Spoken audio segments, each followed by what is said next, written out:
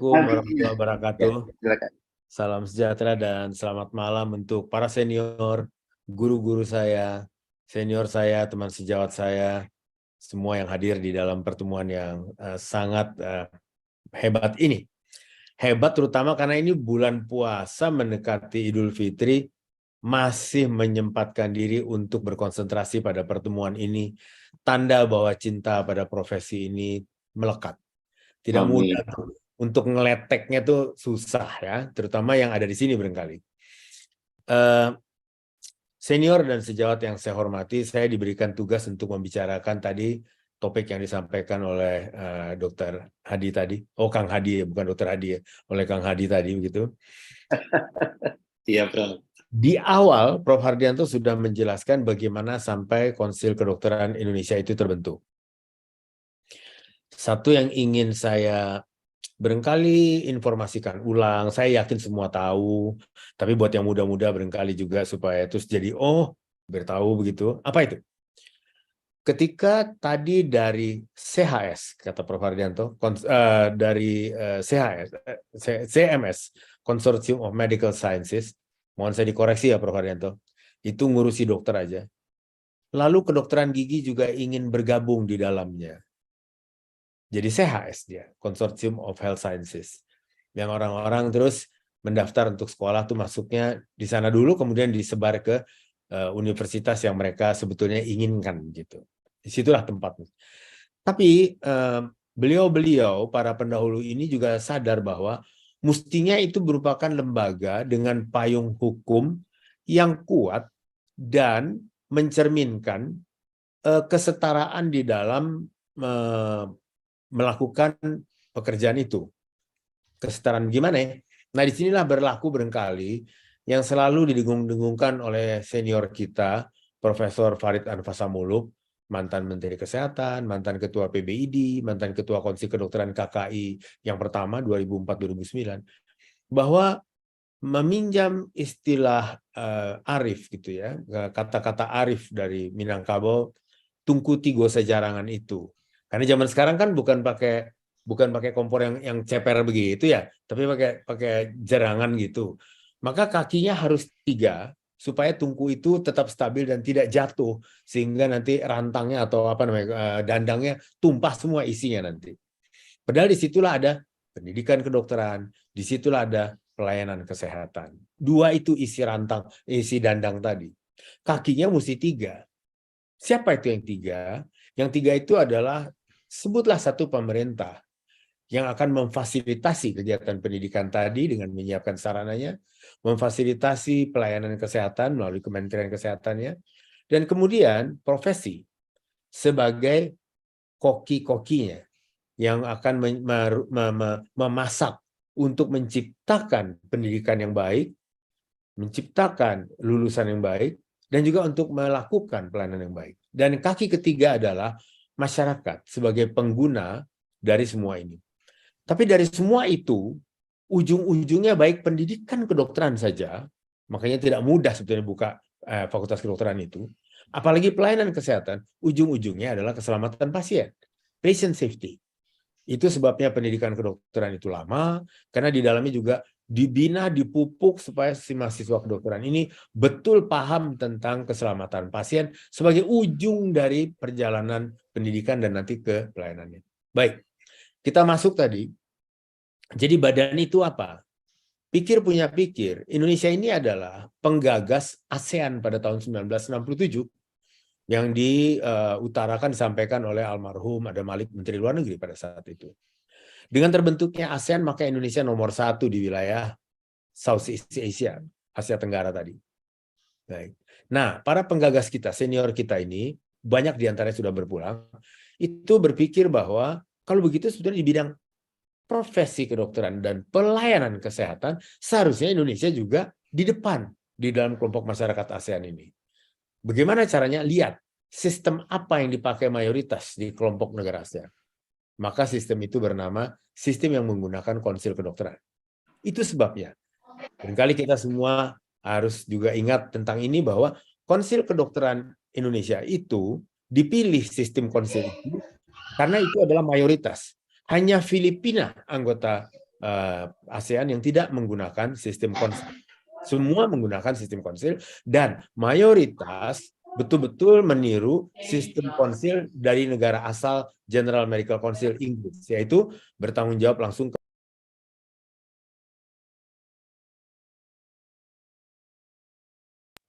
kepada kepala negara, bukan kepala pemerintahan. Karena dengan begitu, maka kepala negara bisa mengatur semuanya itu dari sudut yang paling atas begitu, tanpa terpengaruh oleh apapun. Kita terus lagi, itu harus saya sampaikan dulu sebagai bayangan tentang apa itu Konsil Kedokteran Indonesia nanti dalam statusnya di dunia. Nah, kita lihat sekarang. Ketika itu terjadi, maka dipikirkan mesti ada payung hukum yang kuat untuk itu. Lahirlah Undang-Undang Praktek Kedokteran, inisiatif pemerintah, dan di dalam pemerintah itu ada Kementerian Kesehatan dan Kementerian Pendidikan. Dua-duanya sama-sama kuat mendukung. Bahkan Kementerian Kesehatan yang mungkin lebih banyak dokternya di situ, maka di situ Prof. Farid Muluk menggagas bahwa biarlah Kementerian Kesehatan yang terus menggulirkan ini dan membiayai semua proses supaya menjadi undang-undang. Dan DPR juga menerimanya dengan hangat, gampang sekali, dan ditandatangani sebagai 3 undang-undang yang terakhir yang oleh Presiden Megawati Soekarno Putri saat itu dianggap penting untuk ditandatangani. Selain itu adalah undang-undang tentang TNI. 3 undang-undang terakhir pada minggu-minggu terakhir, 2 minggu terakhir masa jabatan beliau selesai. Ya. Jadi kita melihat bagaimana pemerintah pada saat itu sangat-sangat melihat bahwa ini adalah sebuah hal yang baik begitu, dan dibantu oleh DPR juga begitu. Jalan nih konsil sekarang. Payung hukumnya adalah Undang-Undang Nomor 29 Tahun 2004 tentang praktek kedokteran, dan di dalamnya diamanahkan ada Konsil Kedokteran Indonesia sebagai badan yang tadi Prof. Har sudah menyampaikan 3 tugas pokoknya. 1, menetapkan standar supaya di seluruh negeri ini itu dipakai sebagai standar kompetensi dan standar lainnya gitu ya, terutama standar kompetensi ya. Kemudian yang kedua adalah sebagai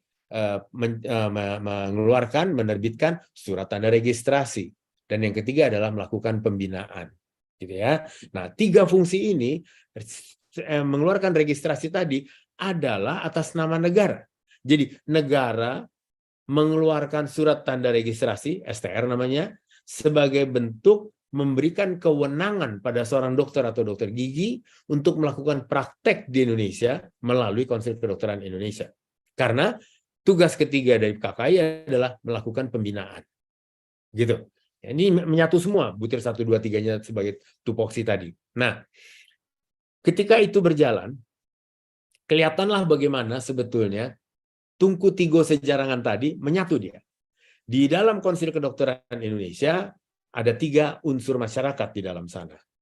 Dan unsur masyarakat itu begitu penting sehingga, maaf, ketika saya jadi Ketua Konsil Kedokteran Indonesia, Prof. Hardianto sebagai Ketua Konsil Kedokteran, Dr. Gigi Afi almarhumah sebagai Ketua Konsil Kedokteran Gigi, kami bertiga menyepakati pengambilan keputusan yang berupa peraturan konsil yang akan berlaku keluar, artinya di luar dari KKI untuk negara ini, itu pada rapat final plenonya harus dihadiri oleh unsur masyarakat.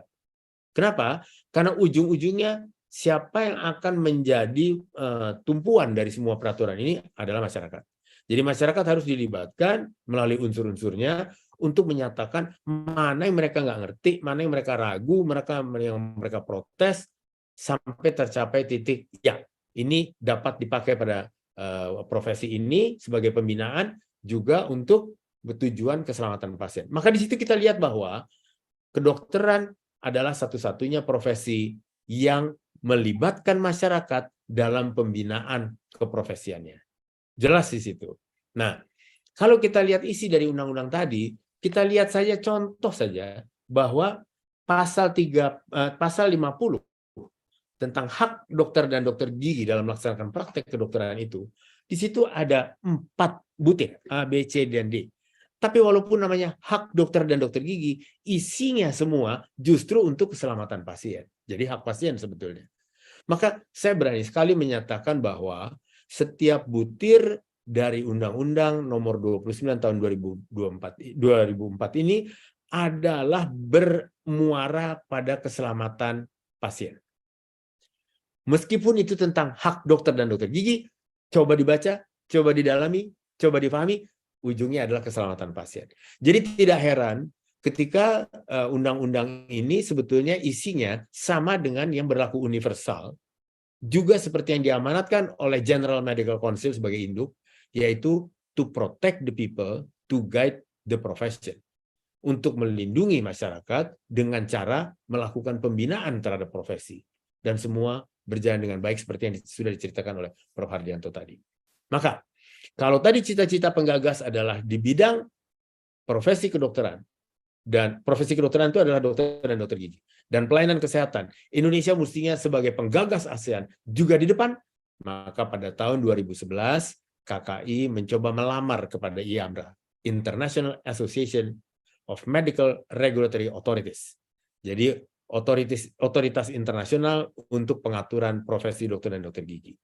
Di sana sebelum berangkat ke kongres di bulan Maret di Kanada, Ottawa, itu harus menjawab dulu beberapa pertanyaan tentang apa landasan hukum yang membentuk konsil kedokteran di Indonesia. Apa isi-isi di dalam konsil itu, di dalam undang-undang itu diterjemahkan dalam bahasa Inggris, dikirimkan ke sana untuk diperiksa. Ketika sampai di sana, kebetulan saya yang pada saat itu bertanggung jawab untuk ke sana, maka saya juga ditanyai beberapa hal teknis yang akhirnya mereka bilang, Konsil Kedokteran Indonesia pantas untuk duduk di dalam konsil internasional, International Association of Medical Regulatory Authorities.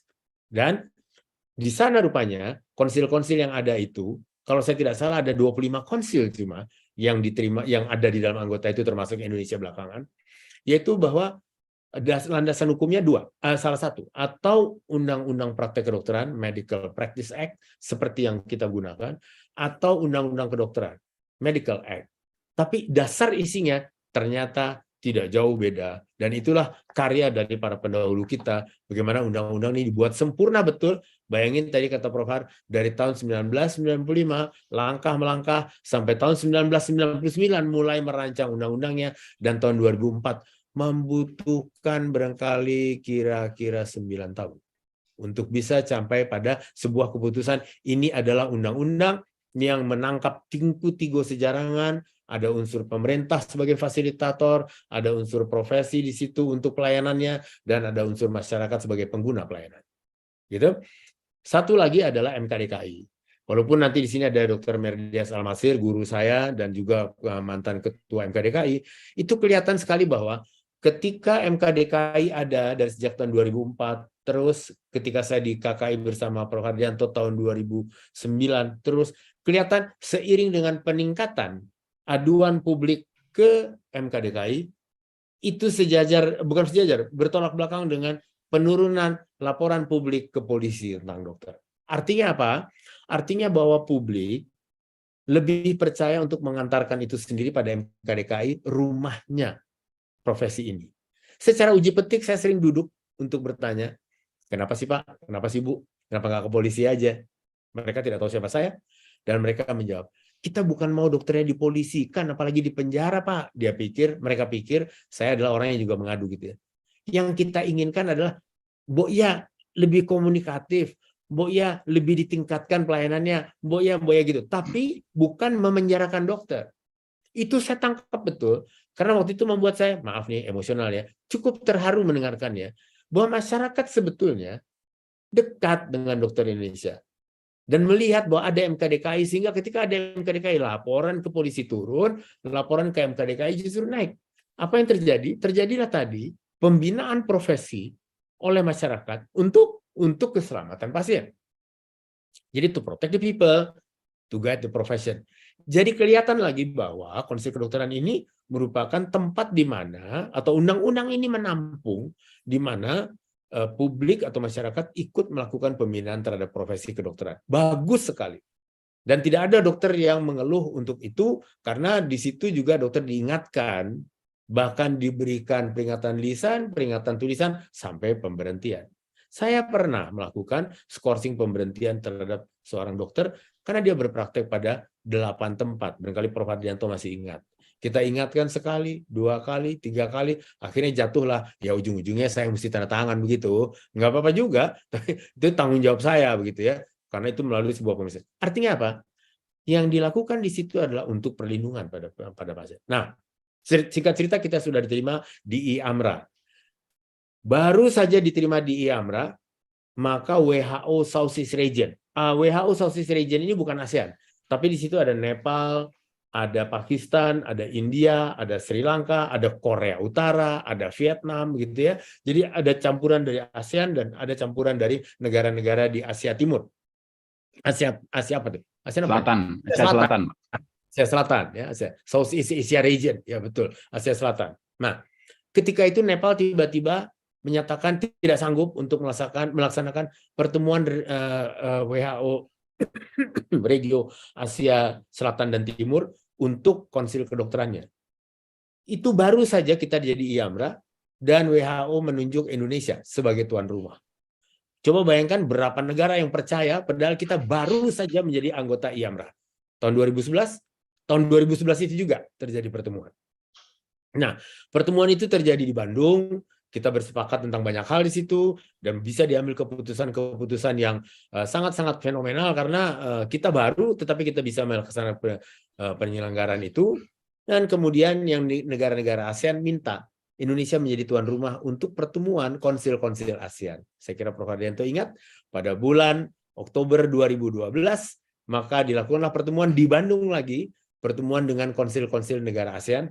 Filipina datang sebagai peninjau karena mereka sistemnya beda, mereka ikut Amerika. Itu sebabnya saya selalu ingatkan jangan merujuk pada Amerika karena secara sistem sudah beda dari kita. Kita sudah ada di mayoritas negara ASEAN. Tujuan yang pendahulu kita adalah supaya kita di depan di ASEAN itu dan sudah dapat gitu. Nah, pada pertemuan di Bandung tahun 2012 itu bulan Oktober, negara-negara ASEAN bersepakat membentuk AAMRA, ASEAN Association of Medical Regulatory Authorities, dan menganggap Indonesia pantas untuk menjadi ketua pertama.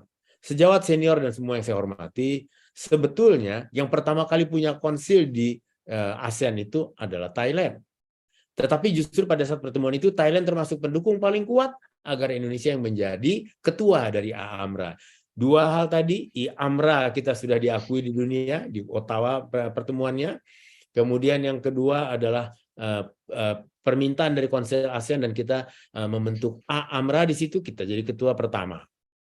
Nah, apa yang terjadi?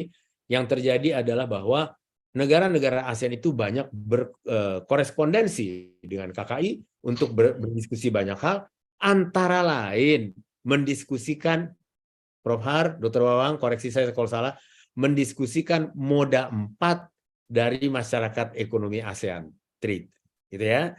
Di moda 4 itu konsil sudah bertindak atas nama negara. Jadi konsilnya konsil negara Thailand karena bertanggung jawab pada raja, konsil negara Indonesia karena bertanggung jawab pada presiden, begitu. Tingkat negara dia. Waktu itu kami bersepakat, termasuk Singapura, bersepakat bahwa konsil kedokteran masing-masing negara ASEAN belum dapat menerima pertukaran manusia, pergerakan manusia sebagaimana tercantum dalam mode 4 MEA. Kenapa? Karena masing-masing negara masih punya persoalan-persoalan inti di dalamnya yang harus diselesaikan. Itu bukan keputusan KKI Indonesia ini, tapi itu adalah keputusan Konsil ASEAN, ASEAN Authorities, Medical Regulatory Authorities. Jadi banyak hal yang di tingkat itu bisa disepakati secara bersama, bisa ada sebuah pembicaraan yang level internasional satu titik nih. Dengan begitu sebetulnya masyarakat kita di dalam membina profesi kedokteran juga sudah berada pada tingkat yang internasional karena ikut di dalam rapat-rapat AAMRA maupun WHO Regio Asia Selatan dan Timur. Masyarakat selalu pada KKI kami, Prof. Hardianto, Dr. Wang, kami bawa Bu Adri itu contohnya. Nah, juga misalnya kita mengirimkan Bu Adri juga misalnya ke Selandia Baru, juga ke Rusia atas nama KKI untuk bertanya tentang dokter-dokter yang sedang bersekolah di sana. Itu kita lakukan semua, kami lakukan semua.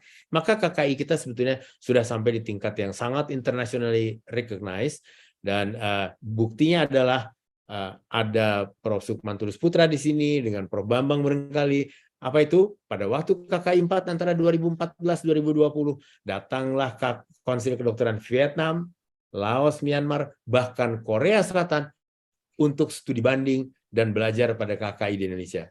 Jadi senior semua, sejawat semua yang saya hormati, sebagaimana tugas pada saya, sudah saya jalankan barusan, bahwa KKI Indonesia selama ini sudah dikenal oleh masyarakat, sudah melakukan hal yang paling fundamental, yaitu masyarakat ikut membina profesi ini sebagai satu-satunya profesi yang di mana masyarakat ikut melakukan pembinaannya, hubungannya begitu harmonis, MKDKI-nya bagus, dan kemudian kita dikenal di tingkat I-AMRA, di tingkat A-AMRA, bahkan sebetulnya kita juga dipercaya oleh WHO, sehingga acara-acara WHO bukan cuma WHO yang Asia Selatan dan Timur, KKI waktu itu selalu diundang, dan mereka justru konsil di ASEAN datang untuk belajar pada saat KKI yang keempat antara 2014-2020. Yang dapat saya sampaikan, billahi taufiq wal hidayah. Assalamualaikum warahmatullahi wabarakatuh.